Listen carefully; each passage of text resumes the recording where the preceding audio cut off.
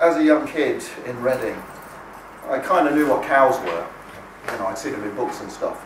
But the great thing about going to Ireland was you could really get up close and personal to cows, and it was really quite a big part of the thrill of going to that kind of rural experience in Ireland, that you could go up to cows and you could prod them and you could swear. And the cows didn't seem to mind, they quite liked it. Anyway, so this is called Cows. From compartment windows they were fake, too far away to be real. Frisians, Shorthorns, Angus, painted cows in a book of fields. While on the train I rampaged, shuttling impatience through pages and pages of green. Unexpectedly we'd arrive and land in a world where they moped. The first day up, a drover.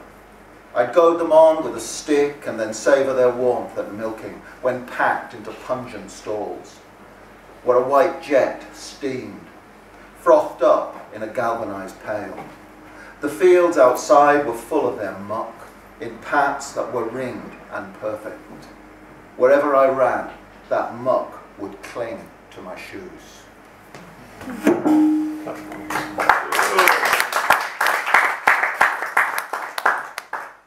Right, I'm going to read another one from this, I'm going to read two more from this early book. I've had a funny kind of career in poetry. All the poems in here were written in the 1970s and the 1980s, and then I spent sort of 25 years earning a living. I didn't write anything until about 4 years ago.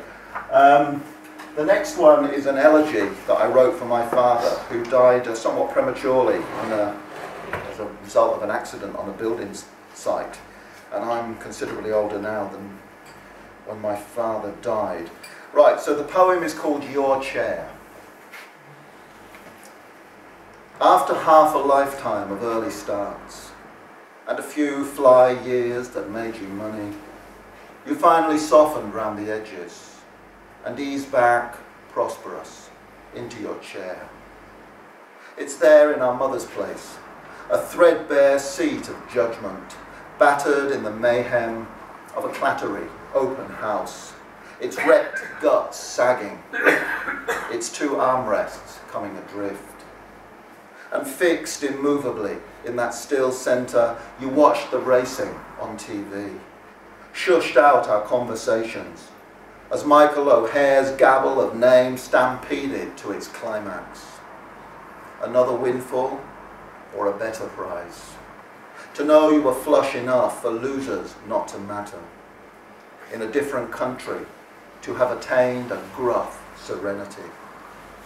That chair has hoarded the words you uttered, and releasing them at times as we make our late decisions, can fill up a room with some cagey, warm, and toil-inflected phrase.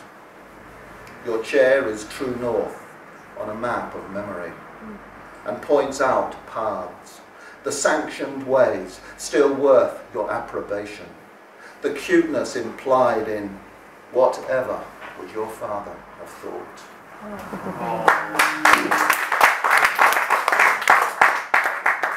Well, I'm still changing the programme, Donald. Yes, I'm changing the volume. Right. It's a toss-up between Lenin's wife and another one about one about your father later on. Right, I'll do with Lenin's wife. Right, this is a poem called Krupskaya, and now I've told you that Krupskaya was Lenin's wife.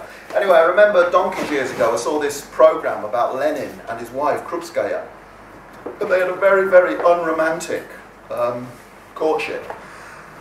Lenin was out in Siberia, where they sent all the revolutionaries off. And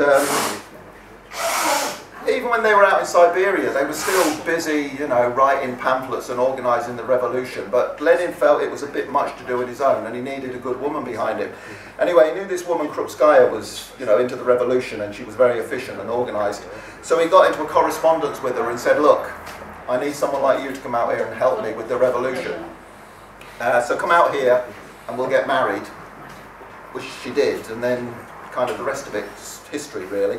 But anyway, I thought this was all a bit sort of dry and unromantic, so I've tried to inject just a little bit of romance into this relationship. So this is called Krupskaya.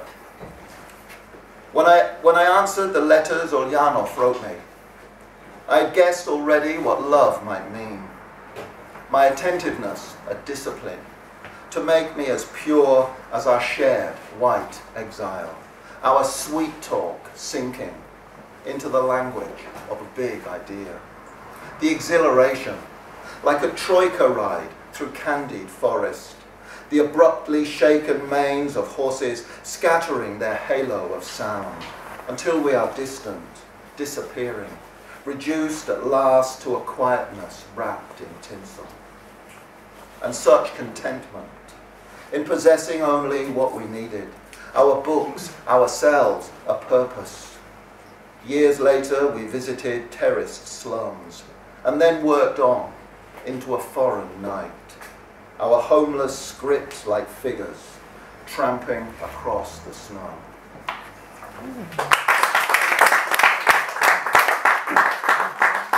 And then kind of followed about 25 years of trying to teach kids French and German. And then for some reason, out of the blue, I wrote a few more poems. So a lot of the poems in this book are about memories, but I'm going to start off with one called A Wet Break, which is about memory, but it's about the business of remembering, if that makes any sense. When you get older, everybody realises that our impression of time seems to speed up.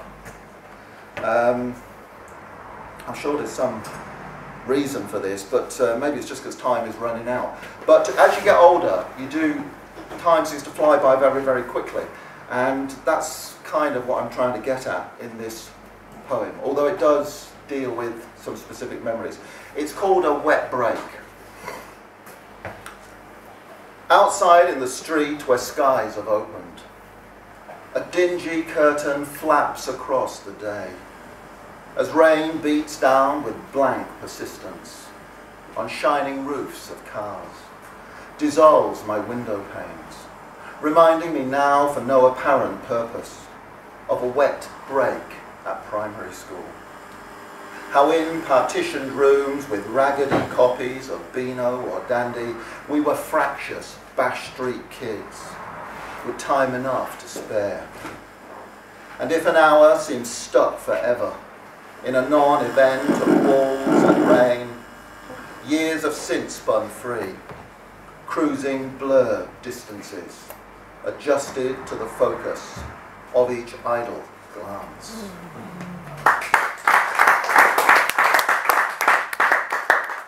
Right, I'm going to risk another one about my father. I've written quite a few poems about my old man over the year, but I think this is probably about the last one. You're going to switch that off. One, two. I'm not worthy to buy your sandal. I got a loud voice, I could probably... Yes. Yeah. Is that it off? Yes, it's off. You probably... I got fed up with it, it's just too much atmospherics. Yeah, right. Okay, this is a poem called Shadow Boxing, and I've written quite a few poems about my father over the years. I suppose it's all this kind of second generation sort of Irishness kind of thing, trying to work out where I came from and everything. But of the various poems I have written about him, this one is the most kind of archetypal father-son poem. And this one turns on the fact that, like a lot of working class Irish men back in the 1960s, he was a big fan of boxing. This was the golden age of boxing, Muhammad Ali, who had originally featured in this poem, but I had to take him out because he didn't fit in quite right. But my dad was really into boxing, and he dragged me into the world of boxing. So he taught me into having boxing lessons when I was 8 years old, and I kind of went along with it because he was my dad, and I suppose I loved him, and, you know, didn't want to disappoint him and all that. But I was never really into it at all. I would much prefer piano lessons, but he wasn't into piano lessons, he was into boxing, so I got boxing lessons instead. So this is shadow boxing. The closest my dad ever got to poetry was when he savoured some word like pugilist, or the tiptoe springiness he sensed in bob and weave, his unalloyed delight in the flightings and eyeball-to-eyeball hype that went with big fight weigh-ins. I too might have been a contender when I did my stint in the ring, my dad convinced I had style and the stamp of a winner, but in the end I just got bored. you had to have a killer's instinct to do much better than a draw. In the gym, the lights are low. It's after hours, I'm on my own. The boards are rank with sweat and stale endeavour. Shadow boxing like the best of them. I will show him feints, a classic stance, trying always to keep up my guard.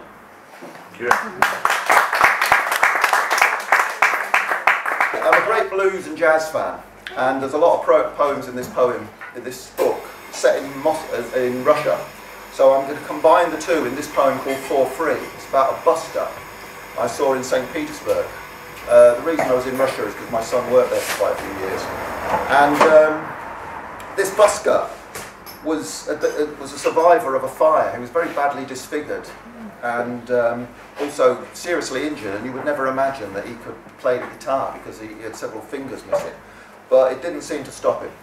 At the beginning of this poem I refer to a place called Dom Knigy, which is House of the Book in Russian, and it's just the name of a bookshop. It's a very interesting building, but its architecture and history gets sort of mentioned at the beginning of this. So this is For Free, and if you're a Joni Mitchell fan, you may remember that on her third album, Ladies of the Canyon, there's a song about a busker called For Free. So I nicked the title. It's kind of a postmodernist sort of, I don't know, when you sort of do one thing and it refers to something else. But I just thought it was a good time. I wrote the poem. It's not a found poem. I've got to think about found poems at the moment. Right, For Free. I was making my pilgrimage back to Dom Knigy, where they used to sell sewing machines before it became a temple for books, and had learned how seamstresses worked at night on shiny American singers, in the glass dome on top, its illuminated bubble glowing weirdly, like a beacon lit for the struggles of Russian women. On that bracing autumnal day, I was looking for poets and Chekhov's plays, the classic texts so cheap, the one good deal I'd found in the city. As through the noise of evening traffic, a different sound came clear to make its unexpected statement. When there he was on the pavement, with scarred face and damaged fingers, playing blues like Hendrix. The only story I would ever hear of what had happened to him would have to be that music, where truth and pain can burn in one held note. I've written a few poems based on rooms that feature in Van Gogh paintings. And this one I'm going to read could be about Ireland, but it isn't. But it could very easily be about Ireland if I could find it or anything. It's called The Potato Eaters. Right. Okay, Potato Eaters. Do you know that picture? It's one of Van Gogh's early pictures, and it's not really like a Van Gogh picture at all, because it's not all bright and sunny in the south of France.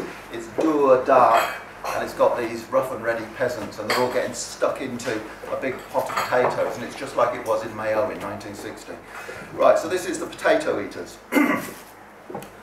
There's a room elsewhere that's brighter, where food appears as if from nowhere, on plates so fine you can shine a light through them.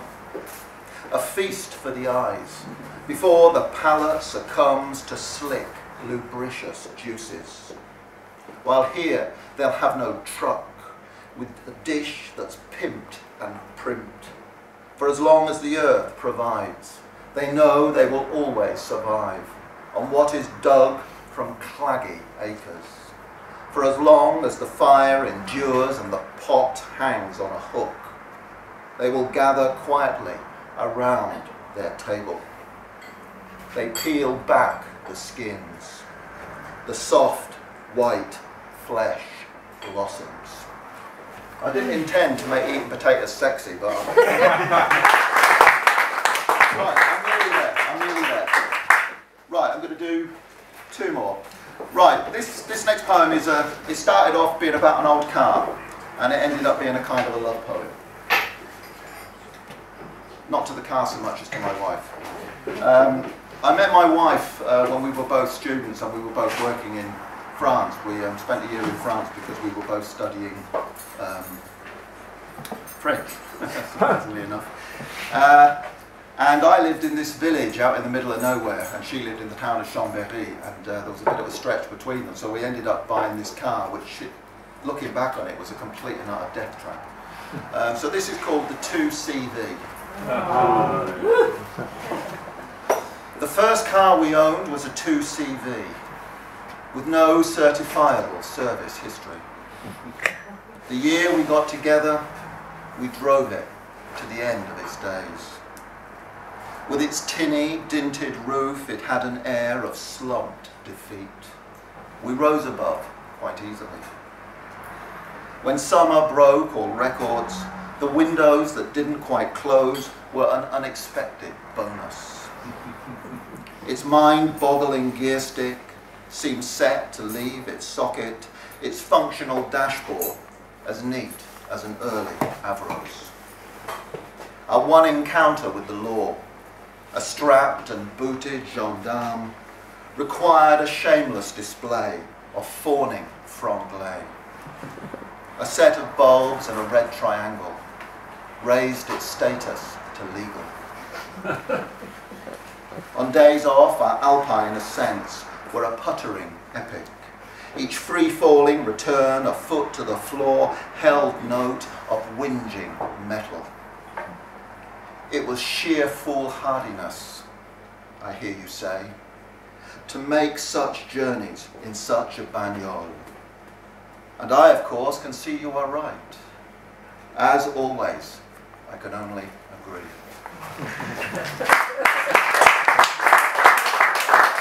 And by way of going full circle, I started off with some poems going back to Ireland. And I was re-editing some of these poems recently, and I had a few little bits left over.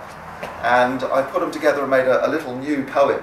And I looked at this poem and I thought, I wish I had that in Irish. And I found somebody to do it in Irish. And I thought it would be kind of a nice sort of act of homage, I suppose, to my ancestors, because if you went, I don't know, 2 or 3 generations before my grandparents, they wouldn't have spoken English, they'd have spoken Irish. So I'm going to read this little poem in English, and then I'm going to read the Irish version.